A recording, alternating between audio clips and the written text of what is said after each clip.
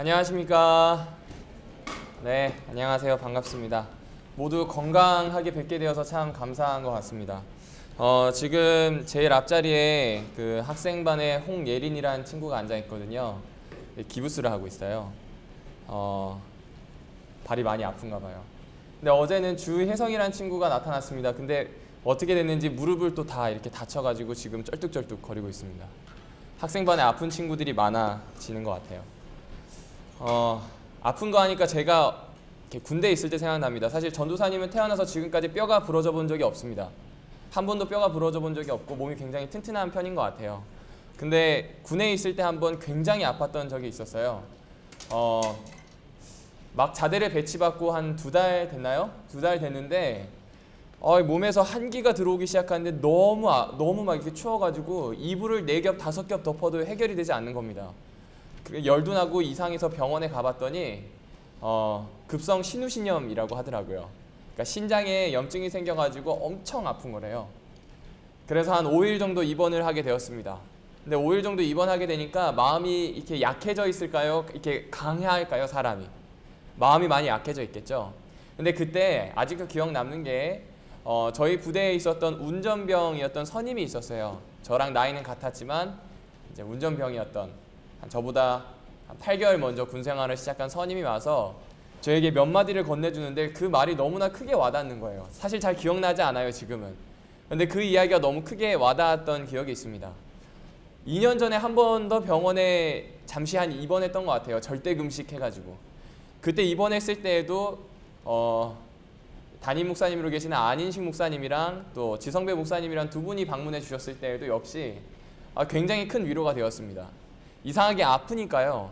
다른 사람들이 작게 건네는 한마디와 또 작은 어떤 배려들이 너무나 크게 다가오고 절절하게 다가옴을 느낍니다.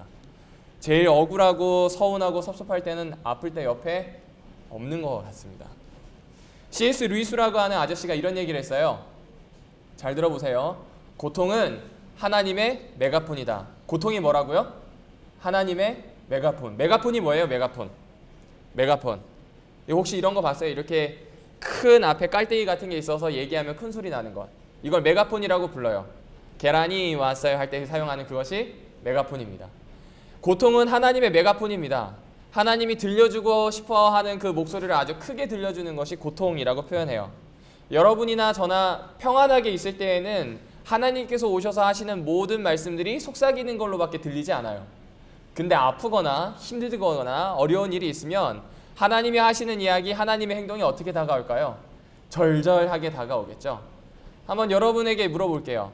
하나님께서 이야기하시는 혹은 하나님께서 나에게 해주셨던 어떤 것들이 막 가슴 깊이 와닿고 절절하게 다가오고 이런 경험이 있나요? 어떠세요? 아직 없다면 꼭 그런 경험이 있게 되기를 원합니다.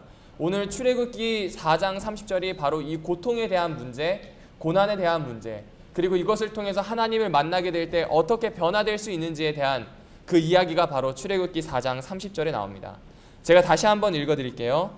아론이 여호와께서 모세에게 명하신 모든 말씀을 전하고 백성 앞에서 이적을 행하니, 여기까지는 아론과 모세가 한 일입니다. 그런데 이렇게 하게 되었을 때 어떤 일이 일어나죠? 백성이 어떻게 했대요? 믿었대요. 백성이 어떻게 했다고요? 믿었습니다.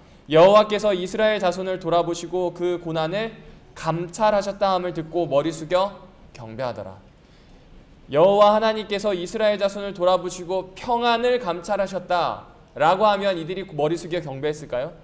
여호와 하나님이 이스라엘 자손을 돌아보시고 이 아파하고 있는 이스라엘 자손이 아니라 행복해하는 이스라엘 자손, 기뻐하는 이스라엘 자손을 돌아보셨다 하면 이들이 머리 숙여 하나님께 경배하였을까요? 뭐 그냥 감사합니다 요 정도? 이 정도면 괜찮을 것 같습니다 요 정도? 이런 반응이었을 거예요. 근데 지금 무엇을 돌아보시니까 머리를 숙여 경배합니까? 아픈 것, 힘든 것, 고난이라고 하는 이것을 돌보아 주신다 하니까 머리를 숙여 경배했다라고 표현합니다. 자, 그러면 이 말은 무슨 뜻이에요? 머리를 숙여 경배했다, 이건 무슨 뜻이에요? 누구에게 여러분은 머리를 숙입니까?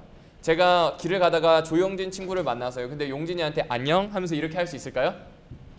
제가 용진이한테 머리를 숙일 이유가 있을까요? 없을까요? 사실은 없습니다. 어린 친구에게 머리를 숙이지 않습니다. 그럼 반대로 이야기하면 나이 많은 사람에게 머리를 숙이나요? 그렇죠. 오늘 앞에 앉아있는 성현이라고 하는 친구가 길을 가다가 저를 만나면 대부분 저에게 하는 반응이 이래요. 전도사님 안녕하세요 하면서 고개를 까딱입니다. 그렇죠. 먼저 연장자에게 우리는 고개를 숙입니다. 또 어떤 사람에게 고개를 숙입니까? 가르쳐주는 사람에게 고개를 숙이지 않나요? 여러분 선생님에게 고개를 숙이세요? 아니면 빳빳하게 들고 안녕하십니까? 이러고 계세요. 예, 선생님에게도 고개를 숙이죠. 연장자인 사람, 나에게 가르침을 주는 사람에게 고개를 숙입니다. 그렇다면 여러분은 하나님에게는 어떻게 하십니까? 고개를 숙이시나요? 빳빳하게 들고 계시나요? 하나님 안녕하세요 이러시나요? 아니면 하나님 오늘 저에게 이 하루를 주셔서 감사합니다 라고 하면서 고개를 숙이시나요? 그렇죠. 당연히 고개를 숙이실 겁니다. 마찬가지입니다. 지금 이스라엘 자손은요 440년 동안 하나님 앞에 고개를 숙여본 기억이 없을지도 몰라요. 많은 사람들이 하나님을 어떻게 만나는지, 하나님과 어떻게 해야 되는지를 잘 몰라요. 그런데 드디어 머리를 숙인다라고 하는 공식적인 표현이 나와요. 이 말은 드디어 이스라엘 자손이 여호와 하나님을 섬기기 시작하였다는 뜻이에요. 이 말은 드디어 이스라엘 자손이 이전에는 하나님을 잊고 있었지만 이제는 우리 이스라엘 자손의 왕이 하나님임을 뭐 하는 거예요? 고백하는 거예요. 우리 친구들의 표현으로 하자면 이스라엘 자손의 선생님이 누구라고요? 여호와 하나님이라고요. 이스라엘 자손의 부모님, 이스라엘 자손의 삼촌 혹은 나를 돌봐주는 어른이 누구라고요? 여호와 하나님이라고요. 그러니 이들의 섬기는 대상이 바뀌었다는 말입니다.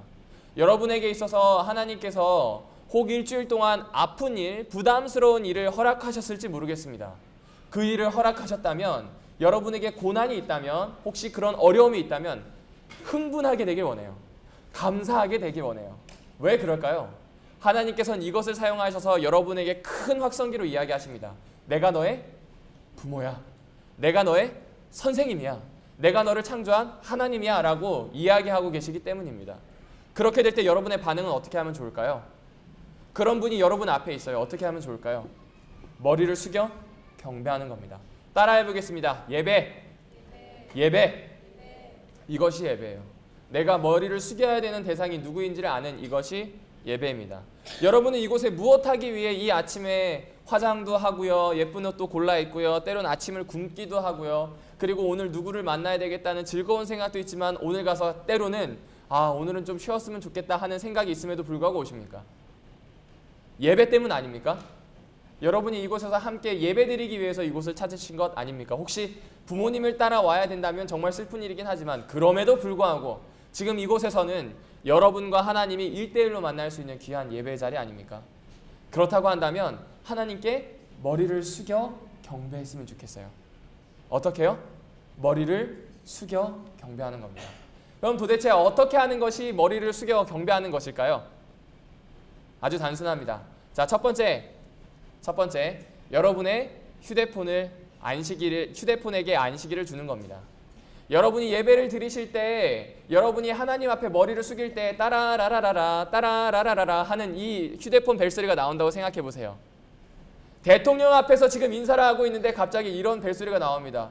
막 뭐 이렇게 여러분이 알고 있는 어떤 가요의 뭐 컬러링들이 나온다고 할게요. 있을 수 있는 일입니까? 없는 일입니까? 없는 일이죠. 마찬가지입니다. 만유의 주제이신 하나님을 만나게 된다면 우리 실천해 보았으면 좋겠어요.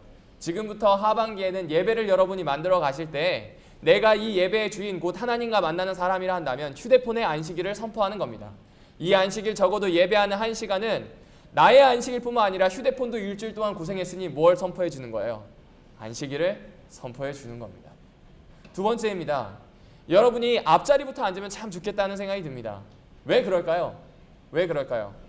항상 하나님께서는 뒤를 책임져 주시는 분입니다. 항상 하나님께서는 사람이 선택할 수 있도록 만들어주시고 그 나머지의 것을 채워주시고 해결해 주시는 분입니다. 예배도 마찬가지입니다. 여러분이 하나님과 만나게 될 때 여러분 나머지의 모든 삶의 문제를 하나님이 해결하실 겁니다. 정말 그럽니다. 이걸 여러분이 믿게 되었으면 좋겠습니다. 그래서 그 행동을 예배 장소에 오게 되었을 때 앞자리부터 채워 앉았으면 좋겠어요. 그리고 뒤는 누구에게 맡기는 건가요? 뒷자리에 학생이 채워지고 뒷자리에 청년들이 채워지는 건 하나님께서 하실 겁니다. 그러니 우리 예배 시간을 그렇게 만들어 보면 좋겠습니다. 세 번째로 예배를 어떻게 하면 좋겠습니까? 도대체 어떻게 해야 하나님께 머리 숙여 예배하는 게 되겠습니까? 여러분이 예배의 주인이 되시겠다 하는 마음을 가지시는 겁니다. 대부분 저도 이 나이 때 예배를 드리기 위해 앉아있을 때 저는 잘 앉아있는 편이었습니다. 왜냐하면 어렸을 때 저희 부모님이 굉장히 엄하셨기 때문에 예배 시간에 친구들과 같이 공놀이하면서 또르르 해가지고 설교단상 앞에까지 나오는 것 저는 상상할 수 없었습니다. 저는 무조건 바로 옆에 앉아 있었어야 했습니다. 그렇게 앉아 있다 보니까 예배가 지루할까요? 즐거울까요? 지루하죠. 목사님이 뭐라 그러는지 하나도 모르겠고요. 언제 끝났는지 시계만 자꾸 봅니다. 그런데 그렇게 훈련이 되고 나니까 고등학생이 되었을까? 그쯤 되었을 때 예배의 맛을 알기 시작을 했어요. 조용히 앉아서 경건하게 드리는 그 예배가 내가 유일하게 내 생각과 내가 하고 싶은 것들을 펼쳐가면서 막 걱정하는 시간이 아니라 넋놓고 있어도 되는 시간인 거 알게 된 거예요. 그냥 듣기만 할 수 있는 시간이고 생각할 수 있는 시간이 이때임을 알게 된 겁니다. 한번 생각해 보세요. 여러분 아침부터 저녁까지 제대로 앉아서 생각하는 때가 몇 분이나 있을까요? 잘 모르겠습니다. 아마 아침에 일어나서 허겁지겁 준비하고 직장을 출근하든지 학교로 가시든지 바쁘실 겁니다. 여러분이 조용히 앉아서 말씀에 집중할 수 있고 하나님의 음성을 귀 기울여 보겠다고 하는 결심을 10초라도 할 수 있는 때가 언젠가 바로 이 예배의 시간입니다. 그렇다고 한다면 마음을 바꾸어 보면 좋겠어요. 수동적인 예배가 아니라 정말 예배의 주인이 되는 능동적인 예배가 되길 원합니다. 그래서 설교를 꼭 적어보십시오. 설교하고 있는 입장에서 설교를 꼭 적어보라고 하는 것 굉장히 힘듭니다. 그러나 설교를 꼭 적어보십시오. 그 전도사님의 말씀이 좋아서가 아닙니다. 그 목사님의 예화가 아름다워서가 아니고요. 오늘 이 예배에 하나님께서 임재하실 수 있는 방향은, 오늘 이 예배에 하나님께서 나와 만나 주실 수 있는 것은 내가 그분의 말씀을 유의하여 들을 때입니다. 내가 그분의 말씀을 귀 기울여 들을 때입니다. 따라서 여러분이 가지고 있는 노트와 펜을 가지고 적어보십시오. 사람은 희한하게요. 적다 보면 생각이 정리가 됩니다. 적다 보면 생각이 정리가 될 뿐만 아니라 무엇을 해야 될지 대안이 세워집니다. 대안이 세워지면 사람은 그것을 가지고 기도하고 움직이게 되어 있습니다. 여러분의 기도와 여러분의 듣는 말씀과 여러분의 감동을 그 글로 표현해 보십시오. 이것이 나중에 살펴보시게 되면 여러분의 귀한 영적 자산이 되어 있을 겁니다. 이렇듯 이스라엘 백성이 머리 숙여 경배하였던 것처럼 우리 앉아있는 태능교회 어린이 그리고 학생, 청년, 저의 모든 동료들이 하나님 앞에서 머리 숙여 경배할 수 있는 친구들이 되길 원합니다. 이렇게 한번 예배를 꼭 만들어 보게 되길 간절히 원합니다. 바벨탑을 생각해 보면 좋겠습니다. 바벨탑 사람들이 열심히 쌓아가죠. 근데 이 바벨탑 옳은 행동입니까? 옳지 않은 행동입니까? 자, 그럼 하나님은 전지하신 분이라 이것을 다 아실까요? 모르실까요? 아십니다. 그러면 굳이 하나님께서 내려와서 바벨탑을 짓고 있는 사람들의 눈과 그들이 짓고 있는 바벨탑을 살펴볼 필요가 없습니다. 그냥 번개 한번 내리쳐가지고 다 끝내버리면 돼요. 근데 창세기 11장에는 이 바벨탑을 짓고 있을 때 하나님을 다음과 같이 소개합니다. 여호와 하나님께서 친히 강림하셔서, 친히 어떻게 하셔서요? 강림하셔서요. 하늘을 떠나서 지구로 오셔서 이 바벨탑을 짓는 것을 살펴보신다라고 표현을 합니다. 그들이 어떤 생각을 가지고 있고 어떤 눈빛을 전달하고 어떤 일을 하고 있는지 살펴보시는 겁니다. 탑이 어떻게 이루어지는지를 살펴보는 겁니다. 전지하신 하나님이 꼭 그렇게 하실 필요가 있을까요? 아니요, 전혀 없습니다. 왜 그렇게 하셨을까요? 왜 그렇게 하셨을까요, 도대체? 하나님께서는 보여주신 거예요. 나는 다른 사람의 눈높이가 아니라 탑을 짓고 있는 탑 건설자들의 눈높이로, 나는 다른 사람의 눈높이가 아니라 사람이 올라가고 싶어하는 최고의 정점에 그 관심이 있는 그 사람의 눈높이에 맞추어서 그 사람들을 살펴봐 주신 겁니다. 오늘 하나님께서는 여러분이 고난당할 때, 여러분이 모든 일을 할 때 이렇게 살펴봐 주십니다. 이스라엘 자손이 아플 때 살펴보신 것뿐만 아니라 이스라엘 자손의 눈높이에 맞추어서 모든 걸 살펴주셨던 하나님입니다. 그렇다면 오늘 여러분 역시 똑같이 살펴주실까요? 그렇죠. 여러분이 무슨 행동을 하든 무엇을 하든 앞에 있는 저는 잘 알지 못합니다. 혹은 여러분을 지도하는 어린이반 선생님, 학생반 선생님, 그리고 여러분을 조력하고 있는 청년의 임원들은, 전도사들은 혹은 목사님들은 알지 못할지 모릅니다. 그러나 누구는 아실까요? 하나님은 아십니다. 하나님은 여러분 가장 옆에서 여러분이 무엇을 필요로 하는지, 여러분에게 지금 어떤 것이 필요한지 너무나 잘 알고 계십니다. 그래서 친히 와서 감찰, 바로 옆에서 살펴보아 주시는 겁니다. 안식일은 바로 그런 날입니다. 안식일은 하나님께서 친히 사람들과 함께 하기 위해서 사람들 옆자리에서 무슨 생각을 하고 어떤 마음인지를 살펴보아 주시기 위해서 그리고 회복시켜 주시기 위해서 찾으시는 시간입니다. 바벨탑이 무너졌을 때 사람들이 땅에 흩어지면서 하나님의 명령이 이루어지고 사람들이 본연의 삶을 살아갈 수 있도록 만드셨습니다. 마찬가지로 이 안식일 여러분이 모이게 되셨을 때 하나님께서는 여러분 각자의 삶을 이끄실 겁니다. 이끄실 뿐만 아니라 어떻게 해야 될지를 알려주실 겁니다. 그리고 하나님은 여러분을 만나주십니다. 어떻게 하기만 하면요. 여러분이 하나님을 거부하지 않기만 하면요. 어떻게 하면요. 여러분이 이 예배의 주인으로 하나님의 음성을 듣고자 노력만 한다면요. 하나님은 반드시 만나주십니다. 자, 그러면 하나님을 만나게 되었어요. 그럼 어떤 일들이 일어나게 될까요? 우리 5장 1절을 좀 같이 찾아볼까요? 출애굽기 5장 1절입니다. 출애굽기 5장 1절입니다. 같이 읽어보면 좋겠습니다. 출애굽기 5장 1절 큰 목소리로 함께 읽어보겠습니다. 시작. 그 후에 모세와 아론이 가서 바로에게 이르되 이스라엘 하나님 여호와의 말씀에 내 백성을 보내라. 그들이 광야에서 내 앞에 절기를 지킬 것이니라 하셨나이다. 감사합니다. 자, 하나님을 만나고 난 뒤에 그 후에라고 하는 일이 발생하게 됩니다. 그 후에 모세와 아론이 어떻게 하고 있습니까? 누구에게 찾아가죠? 바로에게 찾아갑니다. 자신을 늘 돌보아준다고 하였지만 괴롭혔던 왕, 나의 주인 되는 사람에게 찾아가서 이스라엘 하나님 여호와의 이름으로 이야기합니다. 나의 백성을 어떻게 하라고요? 놓아주라고요. 가서 광야에서 절기 곧 안식일을 지키고 유월절을 지키고 하나님과 기념할 수 있는 그 날을 지킬 수 있도록 자유를 허락하라고 이야기하고 있습니다. 여러분이 하나님을 만나게 될 때 제일 처음 바뀌게 되는 것은 다른 사람들 앞에 하나님의 대사로 서시게 될 겁니다. 모세와 아론처럼 나의 고통을 살펴보아 주셨던 하나님을 만나게 된다면 그 하나님께 감사하게 된다면 하나님의 대사로 서게 됩니다. 하나님의 대사로 서게 된다면 여러분에겐 굉장한 도전이 있어요. 그 도전은 무엇인가? 여러분이 지금까지 해왔던 것에 대하여서 중단하고 하나님의 명령대로 따르겠다는 선언을 해야 한다는 겁니다. 모세와 아론처럼 나 이제부터 하나님 쫓아가겠습니다 라고 무엇하는 거예요? 선언하는 겁니다. 한 번은 이런 친구의 이야기를 들었습니다. 실명을 좀 이야기하기 위해서 K모 친구라고 할게요. K모 친구입니다. 이 친구는 원래 학교 다닐 때 학생교회가 그 교회는 잘 발달되어 있었다고 합니다. 그 학생교회의 경배와 찬양의 리더였습니다.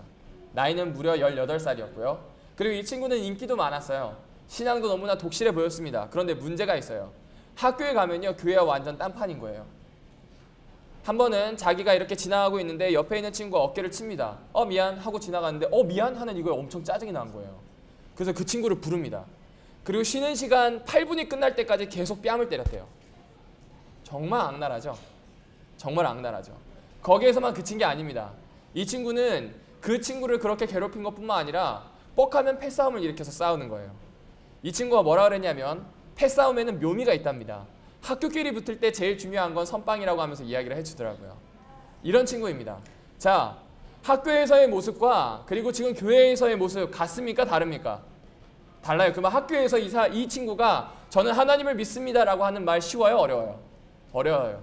고등학교 3학년이 됩니다. 이 친구가 드디어 고등학교 3학년이 되어서 공부를 하겠다고 생각을 하는데 그때 교회에서 요청을 해요. 같이 수련회를 가자고요. 근데 간다고 이야기를 했을까요? 안 했을까요? 안 합니다. 그러면서 막 고민을 해요. 내가 없으면 재미가 없을 텐데 내가 가야 될 텐데 막 이런 생각을 합니다. 근데 이미 어떻게 해요? 떠나버립니다. 버스는. 그리고 다른 친구가 찾아와요. 한 캠프를 가보자고 합니다. 근데 중요한 건 이 친구가 그 캠프에서 누구를 만나냐면 예수님을 직접 만나게 됩니다. 누구를 만나게 돼요? 예수님을 직접 만나게 됩니다. 예수님을 직접 만나게 되니까 이 친구의 태도가 바뀌기 시작했어요. 뺨을 때렸던 그 친구한테 가서 뺨을 때릴 수 있을까요? 없을까요? 없습니다. 왜냐하면 이 친구와 함께 캠프에 갔던 친구들이 같이 금식을 하면서 기도하기 시작하는데 이 친구가 중독에 빠져 있었던 그 게임에서 벗어나기를 기도했고요. 두 번째는 이 친구가 처음으로 자신의 이중적인 생활을 오픈하게 됩니다. 그 이중적인 생활에서 나올 수 있도록 이 친구들이 3일 동안 금식 기도합니다. 생각해보세요. 고등학교 1, 2, 3학년 친구들이 3일 동안 굶고 기도할 수 있어요? 없어요? 그건 가히 불가능한 일입니다. 그런데 나 때문에 굶는다라고 하는 것이 너무 미안해서 어쩔 수 없이 이 친구들과 같이 기도를 하기 시작했고, 결국 자기 학교에서 다른 친구들도 기도하니 정해놓은 시간, 아침 등교하는 시간에 잘 보이지 않지만 체육관 귀퉁이에서 기도하기 시작합니다.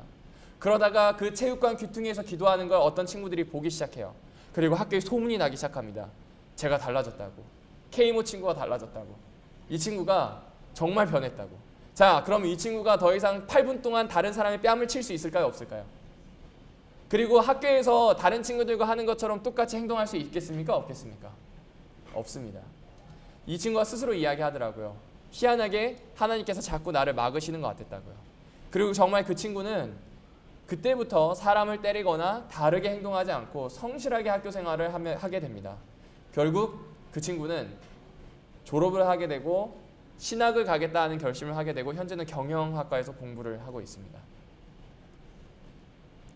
이겁니다. 여러분이 가지고 있는 그 결심, 지금 이야기에서 들려드린 것처럼 쉽지 않습니다. 혹 오늘 여기에 있는 친구들 중에 신앙을 막 시작한 친구가 있을지 모르겠습니다. 신앙을 막 시작하게 되었을 때 여러분이 가지고 있는 어려움들이 있을 거예요. 혹 그렇지 않더라도 하나님 앞에 내가 신앙에 이것이 방해됩니다. 그리고 나 이제 하나님 사람이 되겠습니다. 직장에서든 믿지 않는 친구들이 있는 학교에서든 저 그렇게 살겠습니다. 결심을 했을지 몰라요. 그런데 그 결심을 지키기가 쉽지가 않습니다. 이전에 가져왔던 이미지가 있고요. 이전에 해왔던 일들이 있기 때문에 바로가 이야기하는 것처럼 사람들이 그렇게 나에게 이야기할까 봐 너무 힘들어요. 너 원래 안 그랬잖아. 너네 원래 노예잖아. 지금 가가지고 벽돌을 만들어야지 뭐 하는 짓이야? 너 원래 그런 친구가 아니었잖아. 그냥 우리들끼리 같이 가. 우리 자리에 함께 해. 너는 우리지. 우리와 벗어나 있는 다른 게 아닌 것 같은데? 방해할지 몰라요. 하나님의 대사는 이때 서는 사람입니다. 여러분이 앞으로 그런 어려움을 만나게 될 때 모세와 아론처럼 서기를 원합니다.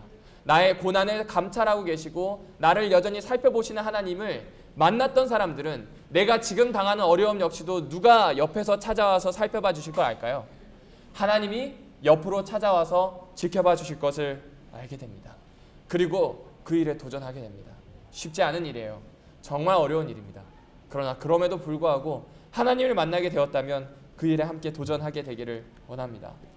두 번째는 하나님을 만나게 되는 친구들의 가장 큰 특징은 하나님을 순종하게 됩니다.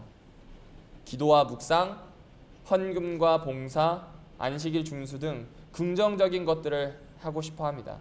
금주근연, 인간관계 등 버리고 싶은 것들을 버려야 하는 것들을 또 버리게 됩니다. 다른 사람이 어떤 말을 하든 무슨 말을 하든 상관없이 순종하게 됩니다. 자, 그러면 이렇게 순종하게 되었을 때 좋은 결과가 있어야 되지 않을까요? 5장 23절을 보실게요. 22절입니다. 모세가 여호와께 돌아와서 고하되 주여 어찌하여 이 백성으로 학대를 당케 하셨나이까? 어찌하여 나를 보내셨나이까? 내가 바로에게 와서 주의 이름으로 말함으로부터 그가 이 백성을 더 학대하며 주께서도 주의 백성을 구원치 아니하시나이다. 중요한 건 정말 이렇게 하나님 앞에 충실하고자 할 때, 순종하고자 할 때 또 다른 문제가 발생한다는 거예요. 그리고 모세처럼 여러분도 똑같은 이 기도를 하게 될 겁니다. 왜 하나님을 구하지 않으셨을까요? 왜 하나님은 순종하기로 결심하고 하나님의 대사로 선 이 친구들을 돕지 않으셨을까요? 왜 그랬을까요, 도대체? 6장 1절에 나옵니다. 6장 1절을 같이 보실까요? 여호와께서 모세에게 이르시되 이제 내가 바로에게 하는 일을 내가 보리라. 이제 바로에게 하는 일을 누가 본다고 표현합니까? 모세가 볼 겁니다. 이제 바로에게 행하는 일을 누가 봅니까? 이스라엘 자손이 볼 겁니다. 자, 지금까지는 이 친구들이 최선을 다했습니다. 누가 최선을 다했다고요? 모세와 아론이 최선을 다했습니다. 하나님께서 하신 말씀 그대로 모세와 아론이 최선을 다했습니다. 그러면 이렇게 최선을 다해서 만약 바로가 풀어주었다라고 한다면 이 친구들이 이렇게도 이야기할 수 있는 가능성이 생기는 거예요. 아, 내가 이렇게 열심히 했더니 되었다. 하지만 지금 하나님께서는 이 일이 하나님으로부터 시작해서 하나님으로부터 끝난다는 걸 알려주고 싶으신 거예요. 변화는 내가 일으키는 것이 아니라 하나님께서 일으키시는 것이고 나뿐만 아니라 이집트에 있는 사람들 역시도 하나님을 만날 수 있도록 만들고 싶으신 겁니다. 하나님을 믿는 사람이 어디까지 순종하며 어디까지 참을 수 있는지를 보여주고 싶으신 거고요. 하나님께서 이집트 사람들에게 나의 신됨을, 나의 유일함을 보여주고 싶으신 거예요. 지금까지는 모세와 아론이 하도록 두셨지만 지금부터는 누구의 게임입니까? 지금부터는 누구의 자리입니까? 지금부터는 하나님이 일하실, 하나님이 활동하실 자리입니다. 혹 여러분에게 어려운 문제가 있을지 모르겠습니다. 하나님께 순종해 봤는데 해결되지 않는 문제가 지금까지 있는지 모르겠습니다. 학교의 친구들에게 여전히 따돌림을 당하는지 모르겠고 어쩌면 내가 가지고 있는 신앙을 여전히 숨겨야 되는지도 모르겠습니다. 직장에서 지내는 것이 여전히 어려울지도 모르겠습니다. 그렇다면 오늘 이 말씀이 여러분에게 위로가 되길 원합니다. 여러분이 그 어려움이 있을 때 하나님은 돌아보십니다. 여러분이 그 어려움이 있을 때 여러분이 할 수 있는 최선을 다하고 왜 나를 도와주시지 않느냐고 이렇게 하나님 앞에 이야기할 때 하나님께서는 이제부터 내가 할 것이라고, 이제부터 내가 하나님됨을 나와 그리고 너와 그리고 너를 지켜보는 모두에게 알려주실 것을 약속하십니다.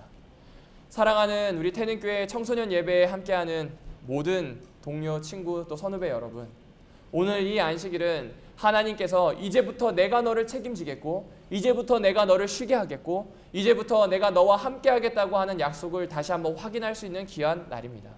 또한 그 약속에 의지해서 출발할 수 있는 첫날이기도 합니다. 오늘 이 안식일 여러분의 마음속에 하나님께서 들려주시는 이 말씀이 심기어지길 원합니다. 오늘 여러분의 마음속에 하나님께서 주시는 이 말씀이 심기어질 뿐만 아니라 여러분의 신앙이 자라나길 원합니다. 어려움이 생길 때, 아픔이 있을 때, 고난이 있을 때 여전히 살펴보아 주시고 내가 할 수 있는 모든 일이 다 끝나게 되었을 때 움직여 주시는 하나님을 경험할 수 있는 그런 귀한 시간들로 앞으로 채워주길 원합니다. 우리 그 하나님을 만나기 위한 기대로 무엇보다 그렇게 우리를 만나주시기 위한 그 하나님의 기대에 부응하길 원하는 마음으로 오늘 이 안식일을 보내면 좋겠습니다.